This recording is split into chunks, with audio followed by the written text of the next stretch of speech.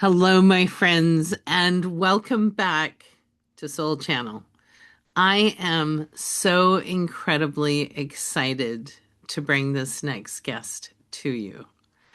And I met Sandy, not even a month ago, maybe a month ago, and we connected and everything fell into place.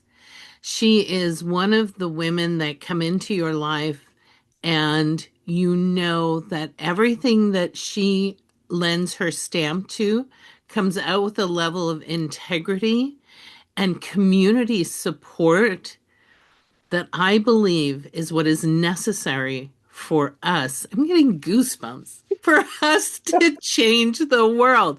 Like You what? heard me. I can't wait to meet Change her. change the world. This is what it's all about. So I'm going to hand it over to Sande Hart, who will share a little bit about herself, and then we're going to dive right into the conversation. Welcome, Sande. Oh my gosh, what a beautiful introduction. Thank you. I don't know what more I can say other than I'm a mother and a grandmother. It's my claim to fame right there, and the founder of an organization that's in our 24th year called the Global Women's Village. And before 2023, November of 2023, for all of those years, for about 23 and a half of those years, we were known as SARA, the Spiritual and Religious Alliance for Hope. We were a women's interfaith organization that formed after the morning of 9/11 when I heard Gather Women. And that's what I did. And we were interfaithful community building. Then we grew online to the world's largest grassroots women's interfaith organization in the world. And something needed to change. Listened carefully. I produced a women's village for the Parliament of the World's Religions because uh, there was no room for women in the Parliament of the World's Religions other than our complementary assembly and our gifted workshop spaces. But I thought we needed more space. So I asked for big space in the foyer of the main conference hall of a 7-day conference with 10,000 people.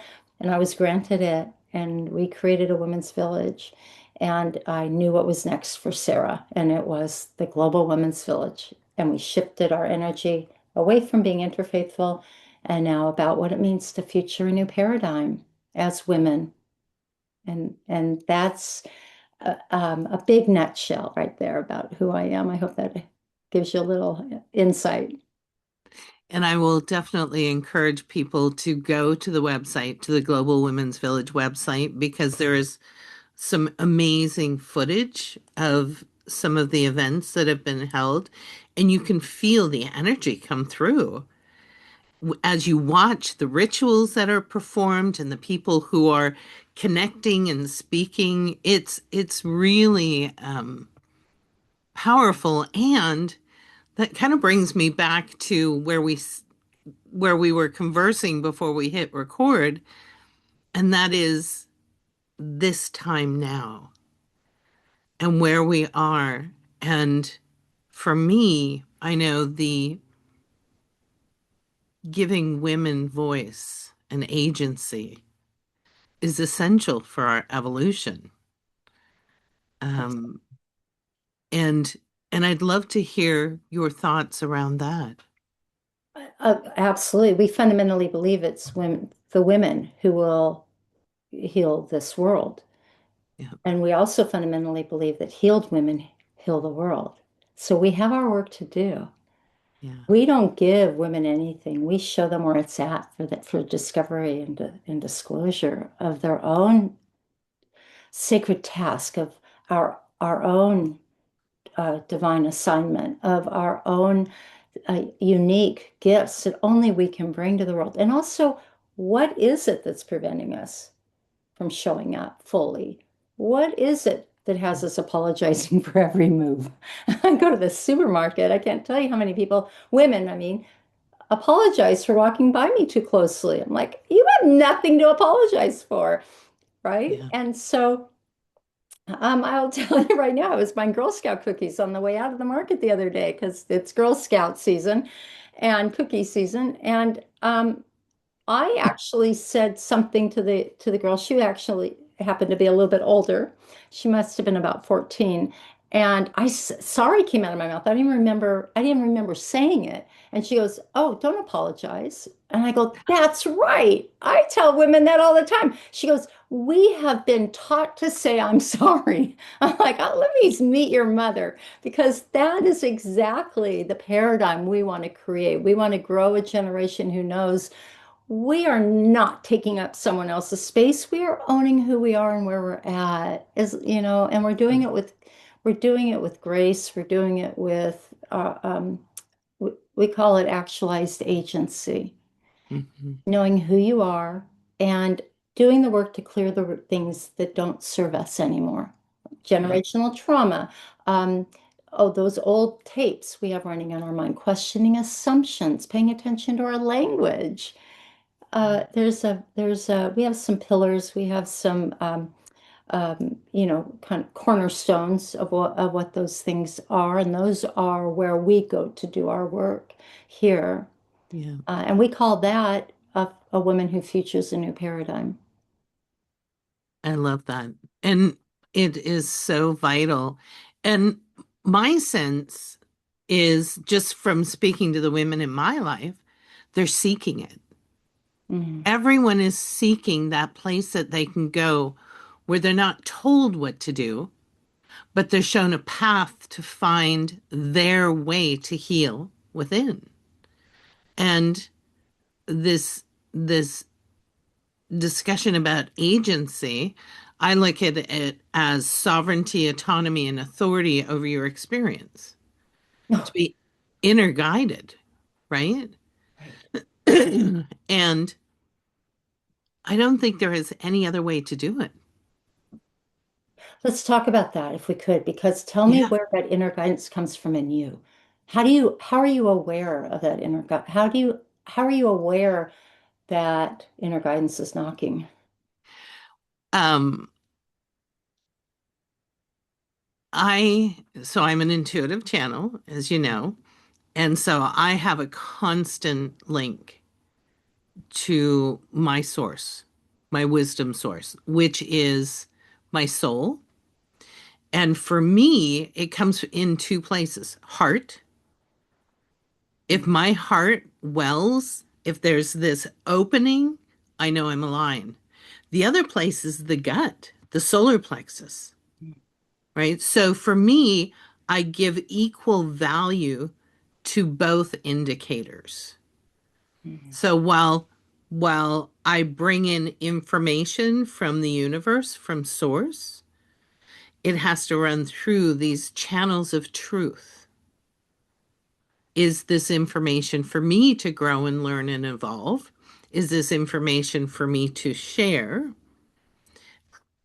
So I engage discernment. What is the application of the information that's coming in for me? Does that answer your question? Oh, beautifully, because suddenly I felt that channel opening for myself. So you do that for others, and now Yeah. you repowered me. I'm moving away from words like repowerment. It's almost colonialism, but repowered that within me for my own discovery of that. For me, I'm listening to you, and I'm getting some stuff in my back, right? For me, my big hit is my throat. I'm Yeah. not speaking up. Yeah. And I have to tell you, had some major decisions to make this week. Yeah. And leading up to it last week, too, the signs were on the wall that something had to change. But I wasn't paying attention to why I've got this sudden sore throat. I mean, I'm thinking I'm just getting a cold. And it's getting worse and it's getting worse. And meanwhile, I'm working this through. I'm like, oh, yeah, my throat. When I'm talking about this, I feel a tightness in my throat. What Yeah. am I not saying? What am I not speaking truth to? Yeah. We come to the conclusion, we make a big decision, me and my team and I, and almost before the call was over, my sore throat was gone. This is yesterday. Wow. That's miraculous. It's miraculous self-made miracles, I love that. and the level of courage it takes to make the inquiry, something feels off. Yeah. And to be vulnerable and allow a conversation to run around this open vulnerability, the courage that takes, that's huge. It is, yet to your point, it's a destination without distance, right? Yeah, It's kind of borrowing that from A Course in Miracles. It is it's there for us to practice. And because with practice becomes habit. And then we're because I know for myself, I was completely disconnected from my body. And yeah, about 15 years ago, I was in a meditation. I have some friends that were up in the Bay Area, and I went up and visited them, and I sat in on one of their meditations. And he did this. He had everybody, okay, let's go into our meditation. He had us close our eyes. And then he said, now sit comfortably. And if you're not sitting comfortably, ask yourself, why haven't you been sitting comfortably? I'll never forget that. I wow, don't know if it was being in the room and watching everybody fidget and move and laugh about it, but I thought about that from that moment on. It's like, oh yeah, how often do I just not, am I so disconnected? I'm not even sure I'm sitting comfortably. And I have total control over how I'm sitting in my chair, don't I? yeah, So that is where I started tuning in. And then I realized through some other practices that we could build capacity for that awareness yeah, simply by however you create a habit, putting notes all over your house, check in, listen in, whatever will help you. Set a yeah, timer. Every time we go to the ladies' room or the restroom, gentlemen, we do that about 5 times a day. Let yeah, that be your reminder. yeah, While you're behind the door, just wait before you leave. Just give yourself that time. And that creates a habit. And that habit is going to show up in so many different places. yeah, Right. And so that for me is what's been so powerful because I used to hear, well, pay attention to your body. It's like, oh, by the time I remember that, I've got so much missed opportunity. How could I nip it in the bud and pay attention to it when it's first talking to me, when it first comes knocking? yeah. And that takes practice. Yeah. First, you have to create the intention, then you Yeah. have to practice it. You actually have to do it. And by the way, are you sitting comfortably? Chef's Kiss book title. He just that is yours, sister. I think that would be a absolutely spectacular book title.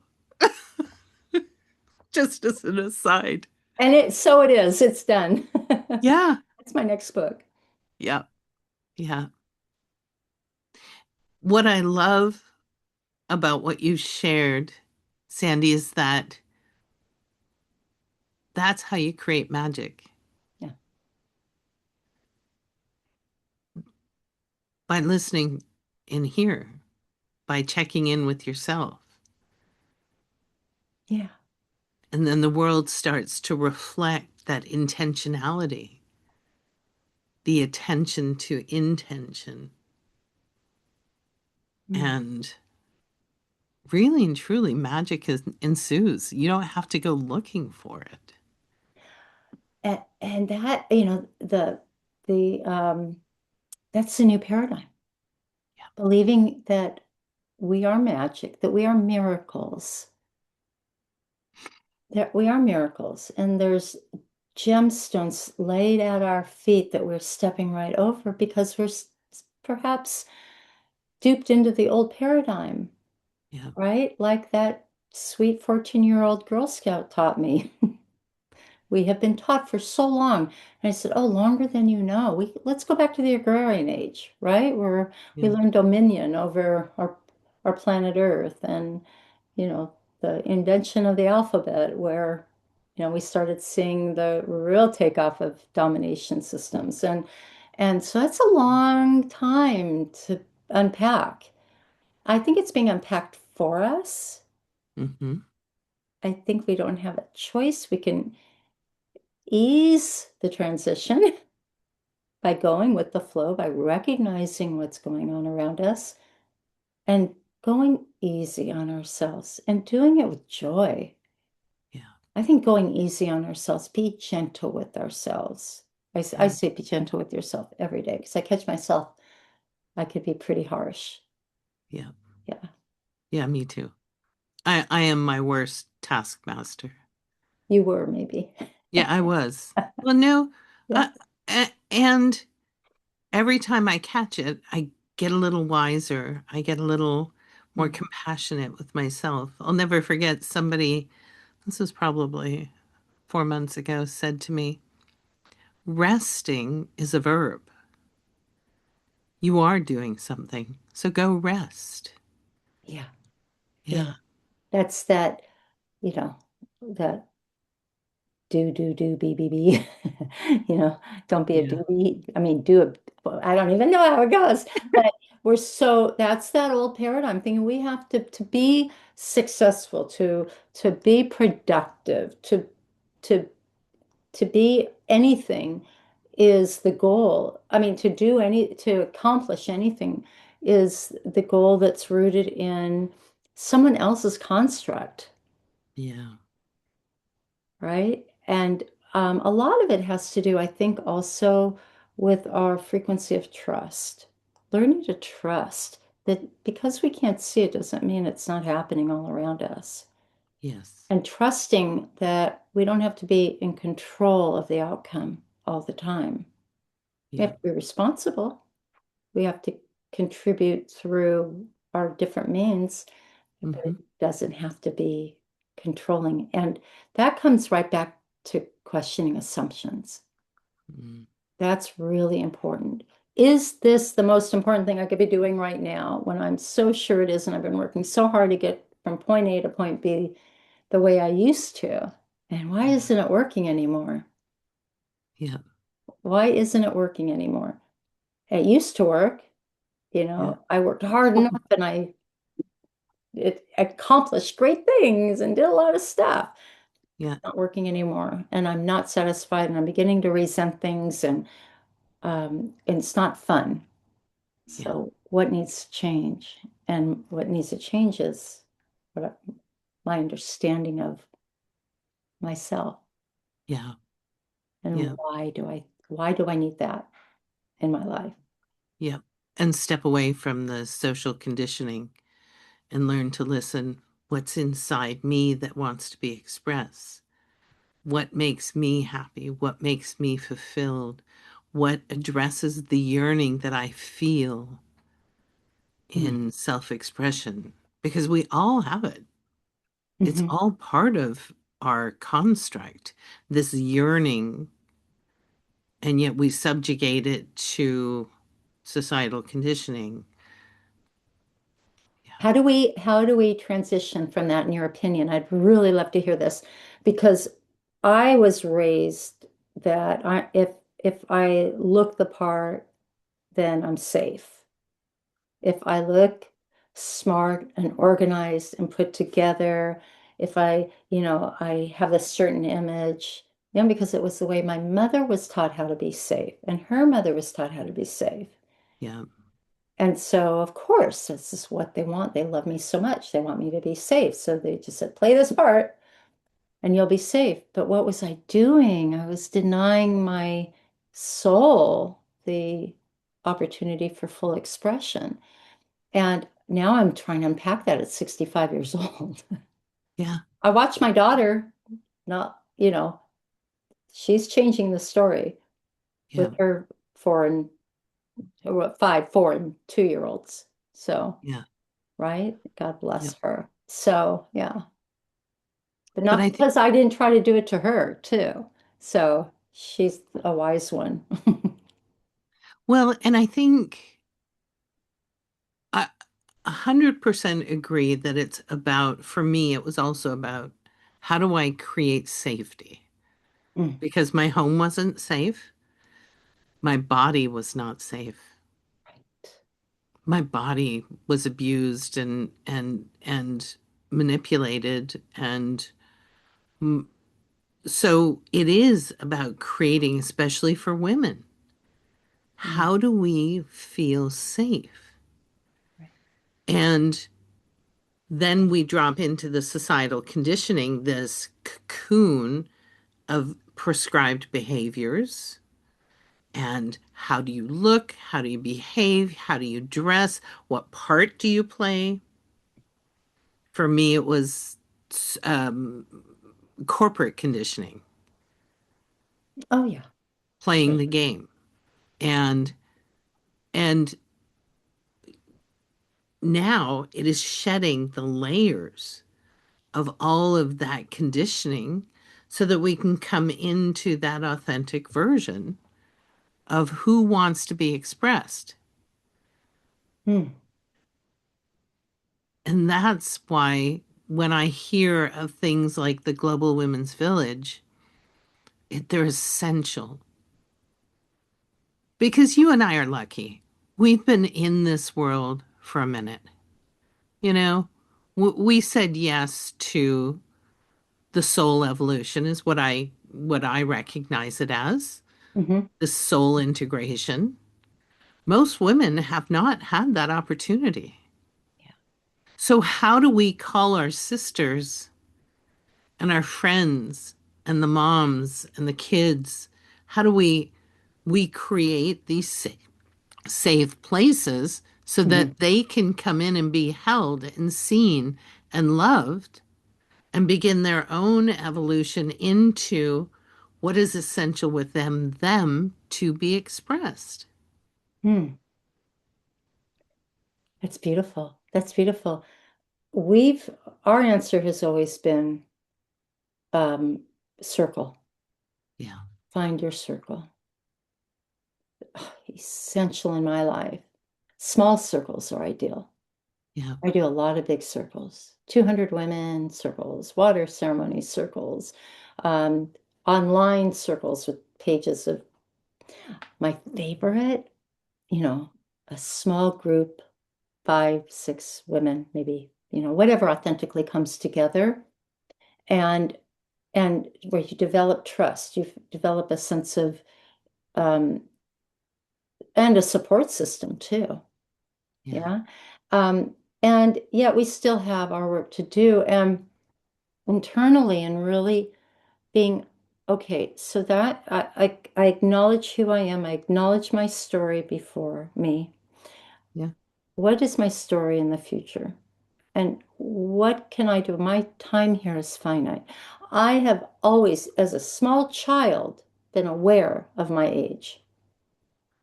I remember being on the playground looking at my hands. I remember being exactly the spot on the playground I was at, looking at the top of my hands, going, I'm young. I'm still very young. wow, Yeah, I have a long life and I don't want to waste a second of it. This has always been my thing. This has always put me in the most wild circumstances. I guess it's a degree of courage or whatever. Thank God I got myself into some like not so smart situations, but they ended up to be miraculously, you know, I wrote a book about, I have 12 stories in a book about these things, and they're all woven together with these lessons that I had learned. It's almost like Slumdog Millionaire meets, Sandy. all these all these disparate like stories all woven together with these lessons. It was so interesting to write. But anyway, that's another thing. I think writing our story, if however you process, I think circle and journaling are two really big things. And when I journal, I shouldn't say you, when I journal, I get out of my own way. yeah, I don't self-edit. And a lot of times I don't know how to solve a problem, and I always say the ballpoint pen does. And I'll take a pen and aim it at the paper, and before it hits the paper, I know what word is coming out, and I just let it go. For me, that's wild. For me, that works really beautifully, and I could write 2 pages without having any idea of where this is coming from, but it's all right, making sense in what I needed to know. And it is my soul. I'm really transcribing. I'm not journaling. And mhm, so I think that's been really helpful for me too. I've discovered an awful lot through that process of Yeah. journaling. And again, when you're in circle, I'm between the two, being in circle, then you also have sounding boards. You also are relating to people. You're also hearing other women's stories. Yeah. And this is true for men too. Men have their circles are different. It's a different Yeah. energy. It goes in a different direction. I've been in the room in all configurations. Women are ideal in women's circles, and men will agree they're best in men's circles. They come together. It's just manage expectations differently. But when you're in if you're a woman in a woman's circle, which is the only way I can relate, I can only speak truthfully to when you know you're in the right circle, you will feel the energy swirling. Yeah. It'll almost pick you up off your seat. Yeah. It's beautiful to behold. And for discovery and self-disclosure, it's really a powerful way to get to know yourself too, to Mm-hmm. find safety there. And Yeah. that's where courage comes from. And then courage then no longer becomes courage, it becomes actualized agency, Yeah. or living out the agency of who we are Yeah. and feeling good about it. At the Global Women's Village, we have programming. We just pulled back on a great big program because it wasn't right. And that was the courageous thing to do until it became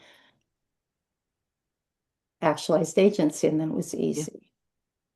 Yeah. Our concern was, what are other people going to think? What about the people who registered? What about all the marketing that went? What about all the eyeballs that have seen this? What about the enthusiasm, which was not being met with registrations? The writing Yeah. was clear, this wasn't right. But in the last hour, we said, well, a few days to go, we said, no, we have to, we have to practice what it means to be a woman who features a new paradigm Mm-hmm. and say, we're going to wait. We're going to listen. This is the new way of being. Yeah. That's so powerful. And it's such an awesome example of how to stay true to yourself and to do it in a collective Oh, because that's hard. You know, it's hard when you're with others and the expectations have been set and the stage has been set. And then you say, no, it doesn't feel right. It's not right timing. And all of a sudden, you notice when that decision is adopted by everyone, the the congruency and the opening that's created, it allows for something even greater to be birthed. oh, and that I can tell you in real time is the truth. Well, I can say if I had not had this experience, this all happened yesterday, folks. I'm here to tell you this works. Um, I have been, I personally, it was a lot. Yeah. Personally, I am the chief bottle washer. I'm the responsible party here. We're a team. I'm the chief bottle washer. I'm the president. It all falls here. Plus, I did a lion's share of the work on the back end and the organizing and the planning and everything, which I love. I'm a producer. I love to do this stuff. But I'll tell you, yesterday was, I want to say it was hard, but hard doesn't seem to, it was not even challenging. It was like, I'm in it right now. Yeah. I'm in the soup. I'm uncomfortable because I've never been here before, fully like this. This is a big deal. Yeah. I'm taking all these months, many months, countless hours, all of these facilitators. We had 13 facilitators lined up until September. I mean, it's a big deal. Yeah. Yeah. So all of these contacts I had to reach out to before it went public. So I'm in that. I'm just like, don't think too hard. Don't go there. Trust you're in the right place. Trust this is the right thing. By the way, your team already made this decision. We did it together. Go be it. And so I almost said go do it. Go be it. Yeah. And immediately before I even got the last email out, I was getting emails back going, we're going through the same thing. Oh, Yeah. thank God. I get it. This makes sense. Of course, this is the right thing to do. And then something that I have been wanting to do for a very long time, write with my absolute legendary mentor, who is 94 years old, Dr. Riane Eisler, Oh, wrote me a letter. She goes, now she's on our advisory, our wisdom council, and she and I were doing a workshop together. She goes, I guess we'll have to go back to our writing now, Sandy, because we never finished. yeah. And so it's like that wouldn't have happened, you know. So those sort of miracles, not miracles, because yeah, they're miracles, they're everyday miracles. Yeah. And what happens, a miracle is what happens when you open space for it to happen. And Yeah. it happens without your, you know, your doing, Effort. doing. Yeah. Yeah. Yeah. Yeah. Yeah. Without having to push and control and manage and dictate. And Yeah. when all that dissipates, what's left is synchronicity and miracles. I love that. There's a real quick, I just want to share, you just inspired me. There's this book called The Way of the Rose. Oh gosh. Yeah, that's what it's called, The Way of the Rose.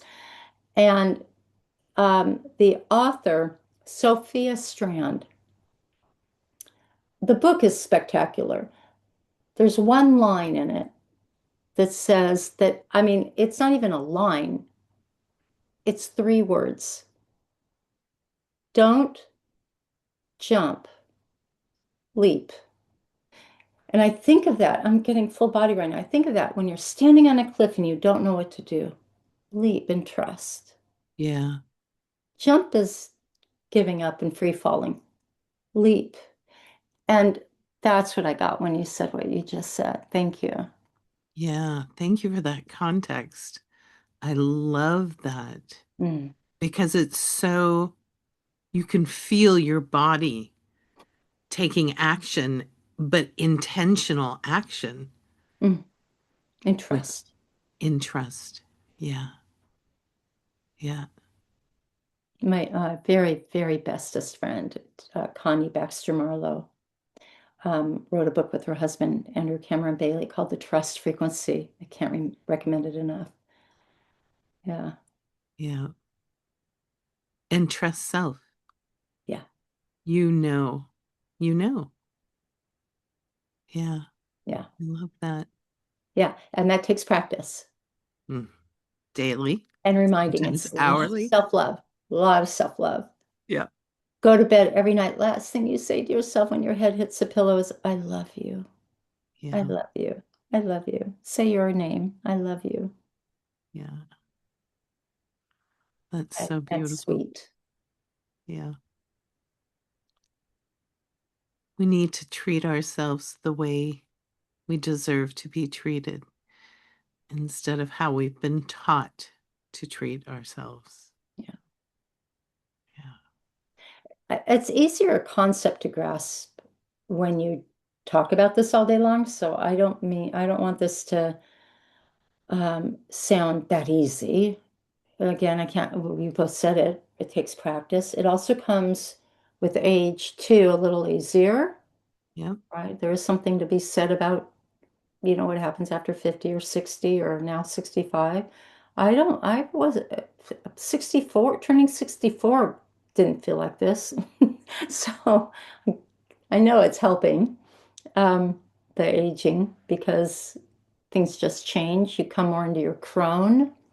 Yeah. And I think what's so important right now is right now we're being told, you know, it's time for that mother archetype. It's time to bring up that responsibility,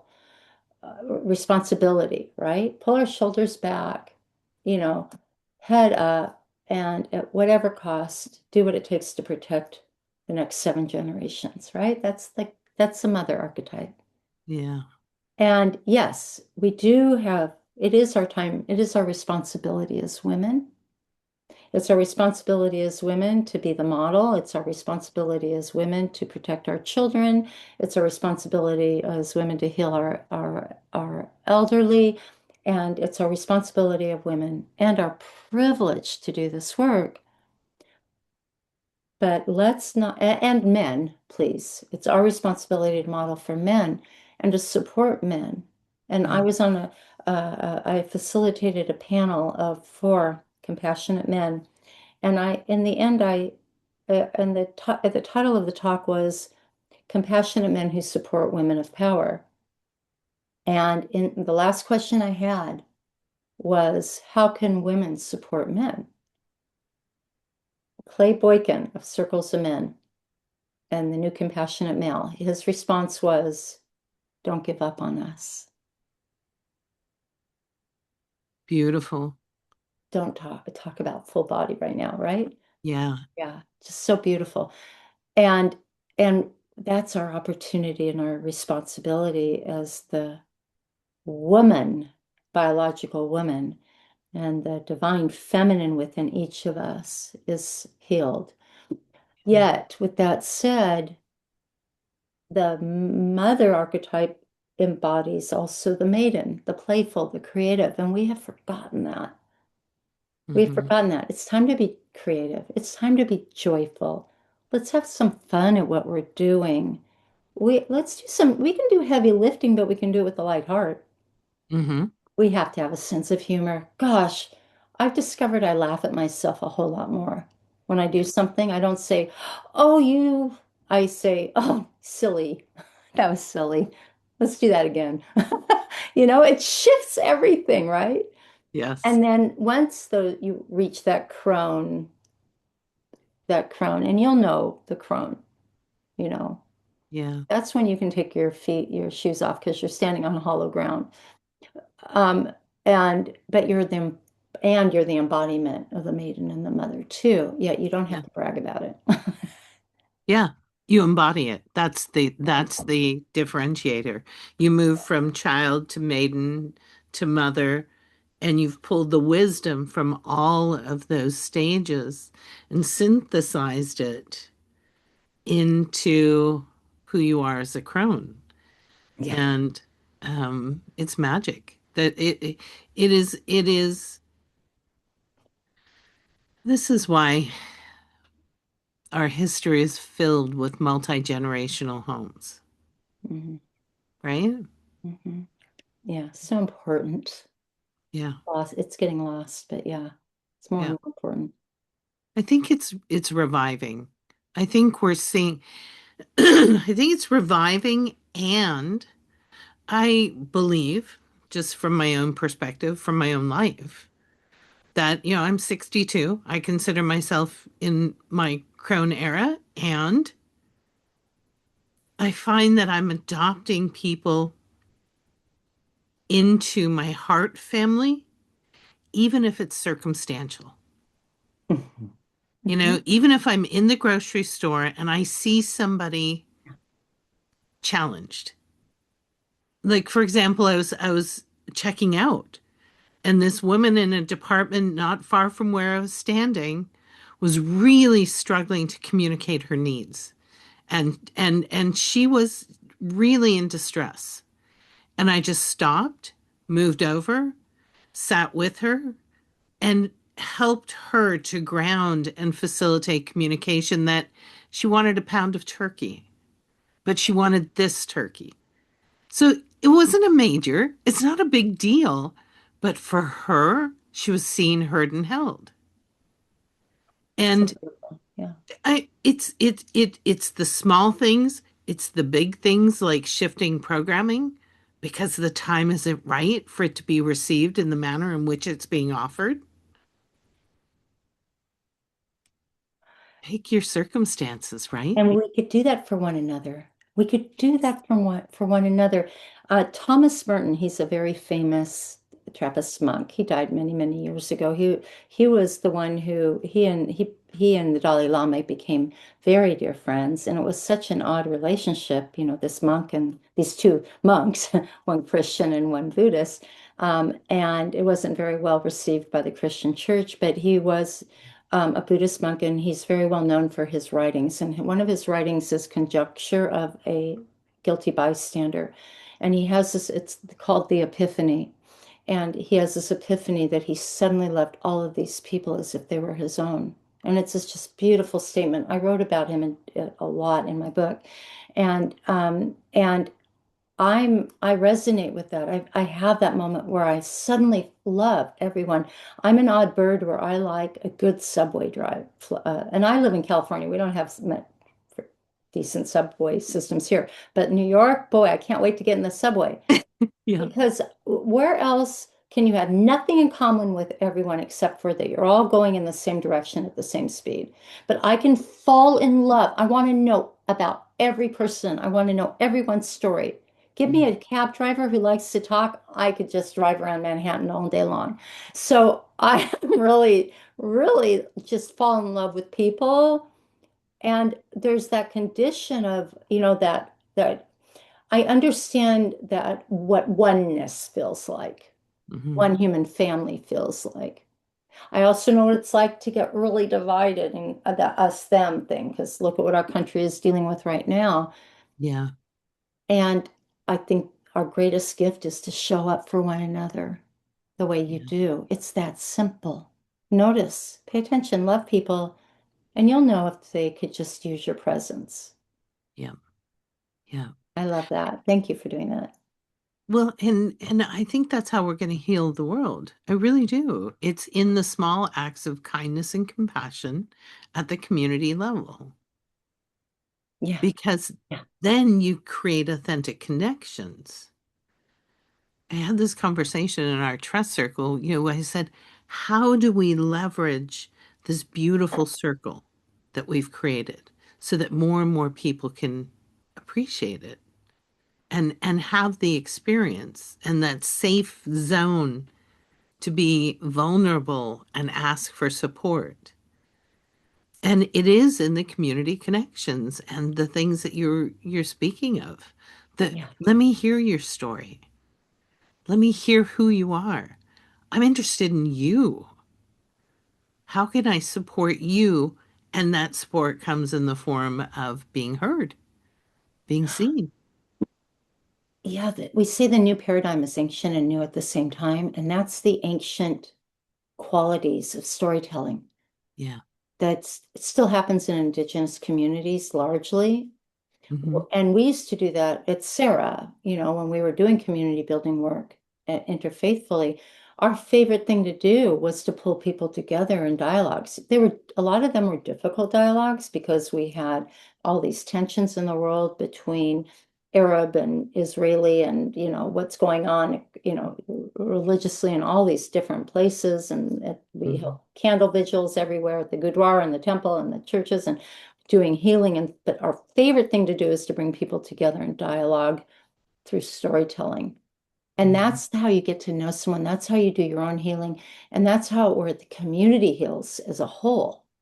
Yeah. We found the community heals as a whole because now they're not the other. Now you know who they are.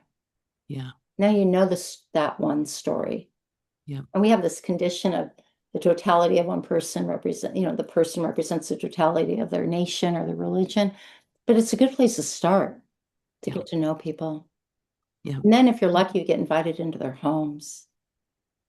And that's where the real juice is, the smell and looking around and the hospitality and all of that. So yeah, there's such great value in community. I miss it dearly. I'm glad to be back in the community now that we started in because I moved away and gone. And then of course we went online, but Yeah. building it back is really powerful. So yes, in person is really powerful.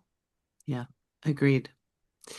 I don't want to end our time together without taking a moment to touch upon the thing that we said we were going to talk about, which Okay. is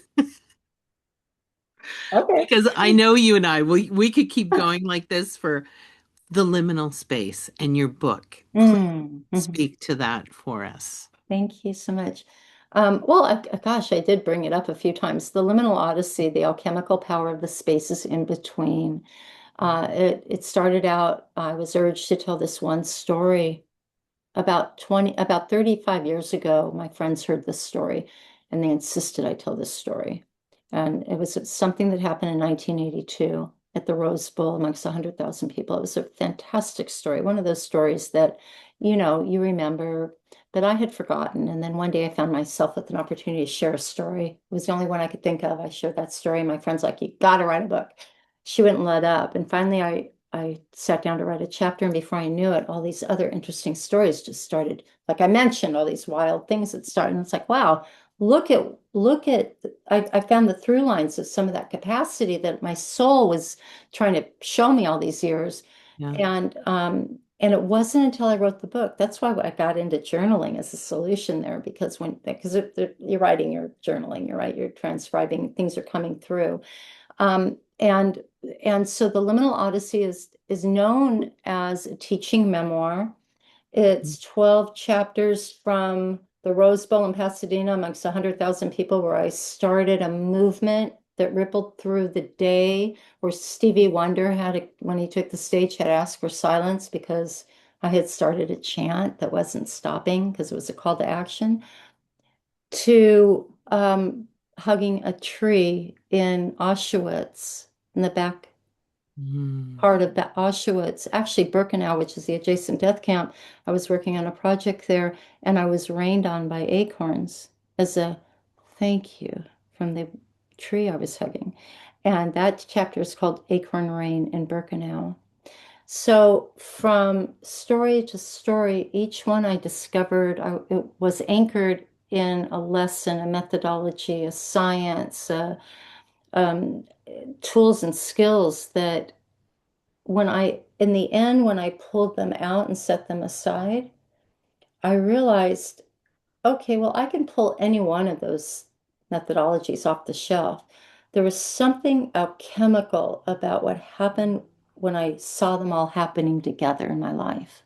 Yeah. When I was practicing cultivating synchronicities and awareness and self-realization and understanding the um, uh, neurology and all, because my life had taken me on all of these different, all these different paths, and I learned all these different things I don't want to say just randomly, unplanned.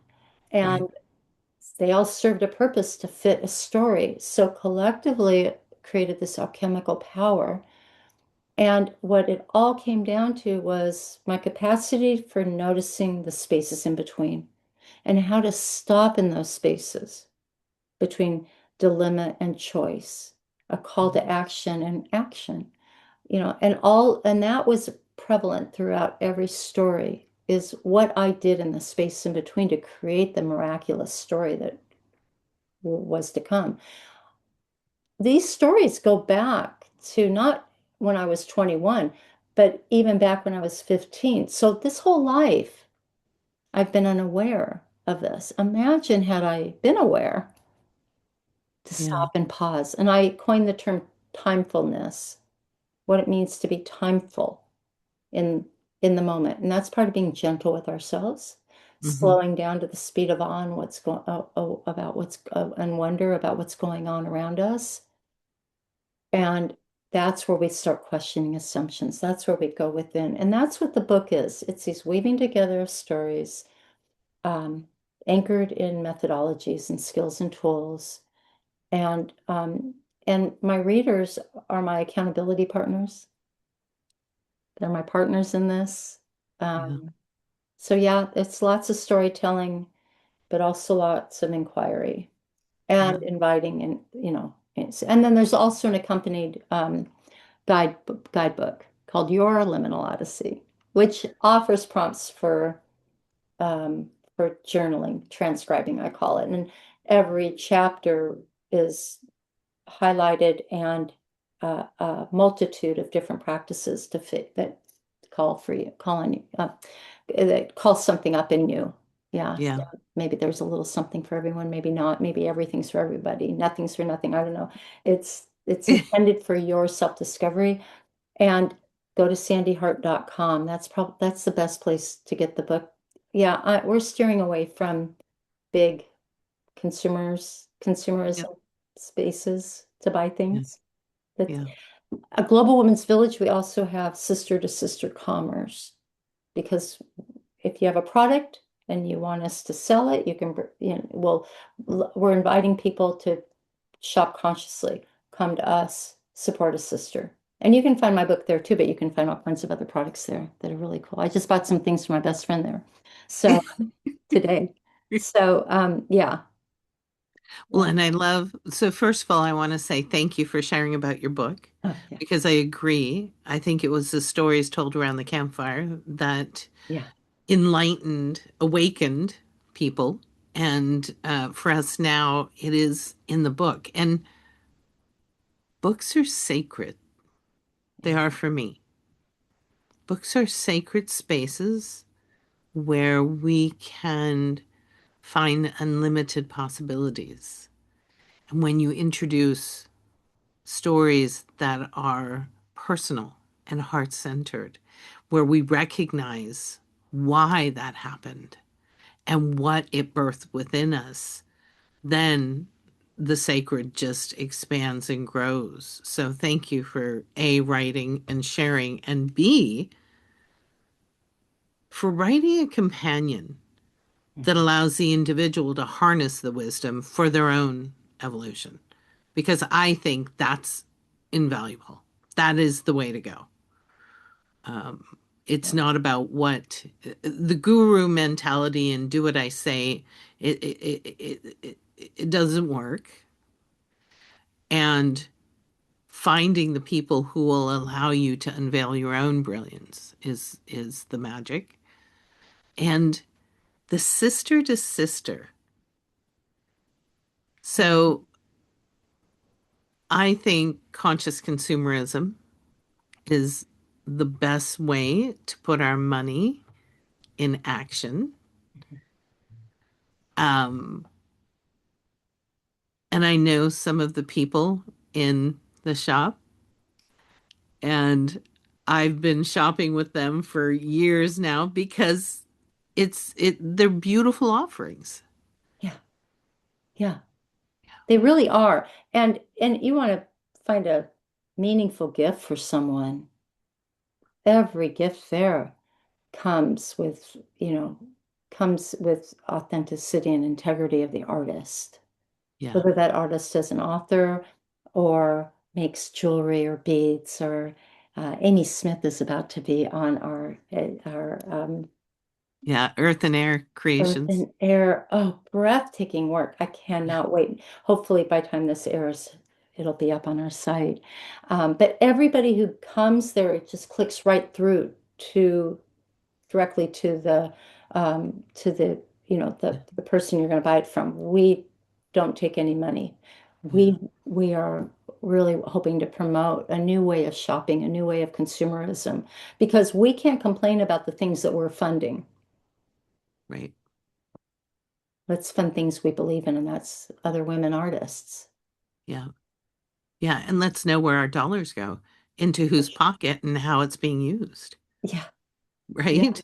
Yeah, right. And yeah, believe me, artists could use some love right now. yes. Yeah, Agreed. Agreed. yeah. So, yeah, for sure. Thank you. So the Global Women's Village, you Mm. have an event this year? Well, that was the event we just pulled back. So Okay. that was but we have been for 2.5 years almost, preparing for a women's global assembly. Perfect. Because at that Parliament of the World's Religions, where we had created an intentional space called the Women's Village, women were coming up to us all day long for the course of the week saying, we need our own space. We need our own conference. Yeah. This whole parliament should be a women's village. It's like, so no, yeah. And Good. everything will be in circle. We'll have elements of nature there. Um, um, and and will be led into dialogue for discovery and self and disclosure. And it's a very interesting process. We can't wait to bring. We're waiting on our funding. We're Good. waiting on our seed funding. Everything else, budget, everything else is ready to go. Sponsors are just chomping at the bit. We have people who are saying, "Can I pre-register?" I'm like, no, because we don't even have a date. So it's time, but we're also paying very close attention. Yeah. And this course series that we just canceled was leading up to that. Hmm. So we're like, okay, it wasn't the right thing to do. Let's pull back. Yeah. And I have a feeling, though, a lot. I know, I trust that the miracle is finding its way to us right now. Yeah. Yeah. You've created the space for it to come in. And Yeah. I think what I've learned in my own life is when we do that, you can't imagine how big it's going to be. Mhm. And that's beautiful. I produced women's gatherings that were actually evolved into what the women's village was on Yeah. 1 day scales. And then we did it. We said, let's just, I know how to do this. Let's just do it for the week. Of course, Yeah. I had to deal with union labor, but after that, it was a breeze. And so I could say that was true with every event leading up to this. Up to this point, we called it Alchemy of Women's Collective Wisdom and Power, or Alchemy of something.